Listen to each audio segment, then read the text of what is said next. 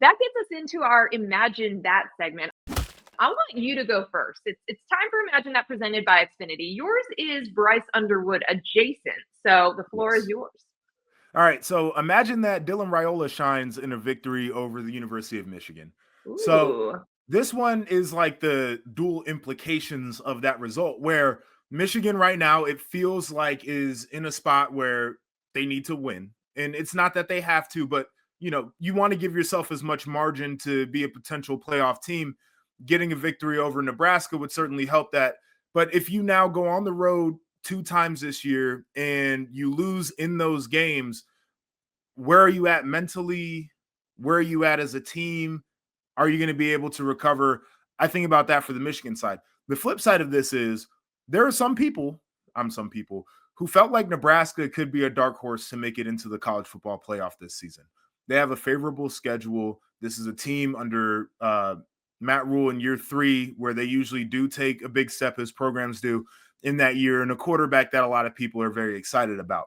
So I think if specifically you get the narratives going with Dylan Raiola having a big day against the Michigan defense and they get themselves a big win, now there is that momentum to maybe we say, are they a team that belongs in the postseason in the playoffs? So that's my Imagine That. I really like this pick because this is I was going to say sneaky good game, but I think everyone's aware that it's a really Yeah. important and good game. Atmosphere is going to be incredible. But what I love about this opportunity for Nebraska is, like you said, with the schedule, this is the game that puts them on the map, that people start to take them seriously because they've looked really good, especially since the opener. The opener was a little sluggish, but this is the benefit of playing Dylan Raiola last year. Going through all the ups and downs of a true freshman quarterback is now you get him as an experienced guy. He's got that chemistry, understands what's happening here. He's a really smart guy. He pays attention, takes notes. Like, I've been in those meetings with him in the quarterback room there. So I think this is the, like, hey, we're for real. Take us seriously as a playoff contender. Talk about us all year. And by the way, same day, we'll get to this game in a second, that Illinois and Indiana play. Yep. This weekend is really big for the Big Ten to show we are more than just Ohio State, Penn State, Oregon, Michigan. Like, Yep. we got to pay attention to our middle or our second tier, however you want to describe it, because there are a lot of teams in this conference.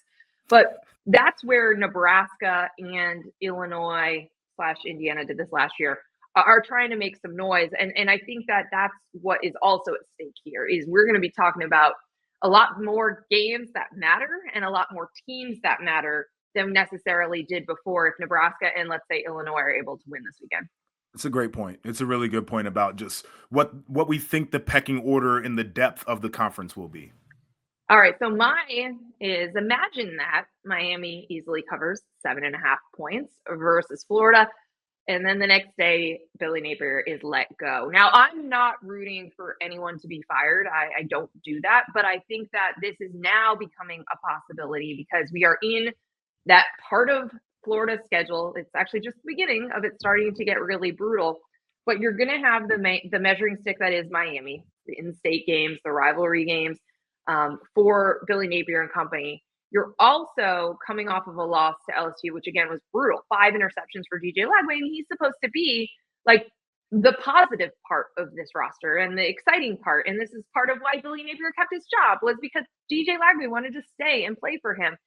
You're going to be in positions where it's dreadful. It's 3 really bad losses in a row, and floodgates have already opened on the coaching carousel. You already had UCLA and Virginia Tech make changes last Sunday. Doesn't feel that early anymore if other people have gone first. So it feels like this could be, if Billy Napier, especially if they lose in a lopsided fashion, that next Sunday could be the last day for him at Florida. Yeah, I mean, it would be insane. Just from the standpoint of, like, I feel like if you are Virginia Tech or UCLA, there was a part of this where it's like, we got to show that we're to be taken seriously and, like, we're just not going to put up with this. And I think Florida has a little bit more leeway from the sense of they'll get a great coach regardless, and everybody's just going to be excited. So pulling the trigger early for them, I don't think is as big of a deal. But the floodgates are open, to your point. So this is what they're going to do. It doesn't, it's not going to it's not like it gives them a leg up to start evaluating candidates. It's Florida. They're going to get who they like. It is. And again, with the portal window moving back a little bit, that's the thing for me. guys can wait a little longer to make those hires. You can get a playoff coach as well, because that'll also be after a lot of the early rounds of the college football playoff. But yeah, Florida can get who they want. This would just be about like, this is just unacceptable and we need to spark and somebody else just kind of running the show week to week. For sure. But speaking of portal real quick, if they fire Billy, the moment they fire Billy, I am tampering with DJ Lagway. Yeah. I'm tampering my ass off. Yeah. He's gonna have a great second life somewhere, not make these kinds of mistakes. Absolutely. That was Imagine That, presented by Xfinity.